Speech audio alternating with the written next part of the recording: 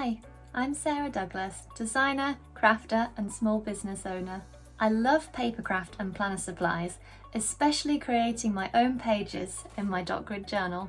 In this class, I'm going to show you how to get started, going from blank page to beautiful page with lots of fun along the way. I'll show you how to create 3 different pages suitable for beginners: a planner page with stickers, a journal page with papers and ephemera, and a book tracker page with pens and doodles. Don't worry about having exactly the same supplies as me, just grab whatever you have to hand and let's have fun experimenting and creating our own designs. Your planner or journal is an expression of yourself, your plans, your memories, your creations. It's a place for you to have fun doing something that you love. It can be daunting starting with a blank page, but in this class we'll begin with some warm-up exercises, swatching our materials, doing lots of doodling, and then we'll dive into creating our 3 designs of planner pages. I'll show you step by step how to create each one. By the end of the class, you'll feel a lot more confident diving into using your planner or journal, whether that's in an A6 planner like the one I'm using,